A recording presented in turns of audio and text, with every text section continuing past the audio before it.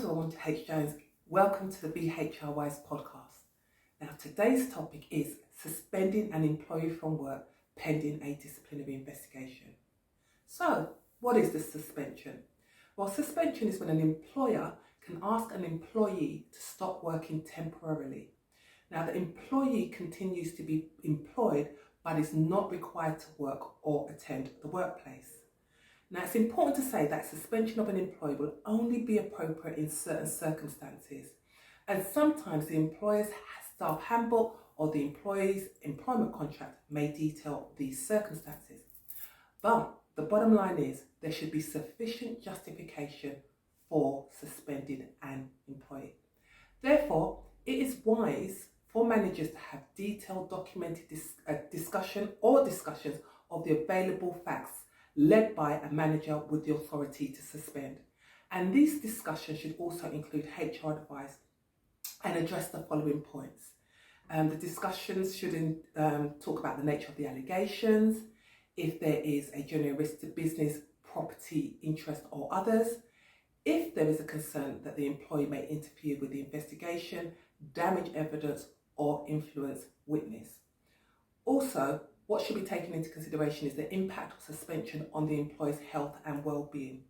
And the manager should also discuss whether there are alternatives to suspension, such as working from home, working with another team, or perhaps restricting access to specific systems.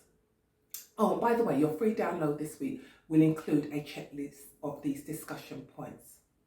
Now, if after a robust discussion or discussions, there is no alternative to suspension, an appropriate manager must invite the employee to a suspension meeting as soon as possible.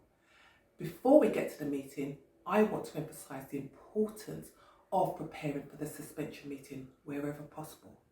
Think about it for a minute. It's logical to assume that this meeting will significantly impact some, if not most, employees. Therefore, it's wise for the manager leading the meeting to be as prepared as possible and taking into consideration the employee's well-being.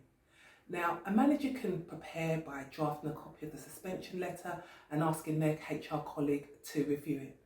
And a well-written letter can also ensure that the manager covers all the relevant points. Now, wherever possible, the manager should meet face-to-face with the employee, and the employee will likely have many questions. Plus, managers can ask the employee or ascertain whether they need extra support. Alternatively, the meeting can be held via telephone or video call. Now let's look at the suspension meeting. The manager leading the meeting should make introductions and state the purpose of the meeting to the employee. During the meeting, the manager should cover the following points. The manager should inform the employee of the reason for the suspension and tell them that it does not imply guilt. The manager should make it clear to the employee that they will have an opportunity to give their side of events and they will be listened to. And the manager should also explain the employee's responsibilities during their suspension. For example, they can only contact their colleagues with permission from an appropriate manager. In addition, the manager will need to confirm the pay and benefits payable to the employee during the suspension period. From a well-being perspective, the manager should highlight the available support for the employee and encourage them to use it. Often this is something like an employee assistance scheme offering a range of services which include counselling, free legal advice, and this is of course free to access.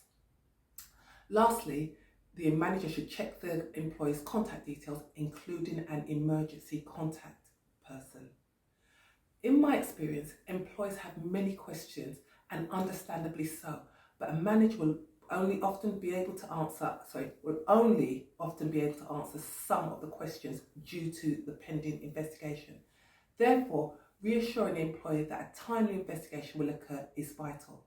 That means having a robust investigation plan in place that adheres to policy timescales as closely as possible. And it's also helpful to let the employee know that a manager will review their suspension regularly to see whether the suspension can come to an end or whether the employee's suspension will continue. And it's essential to ensure that these reviews take place per the employer's policy, and it's also an opportunity for the manager to check in with the employee and their welfare. Now, I want to end on this point. Please remember that a suspension meeting can come as a shock to the employee, so please treat them with respect and understanding. Ensure they have adequate support through the process and keep them updated as to the progress of the investigation, even if there is little to update them on. Thanks for listening, and do remember to be HR wise. Bye bye.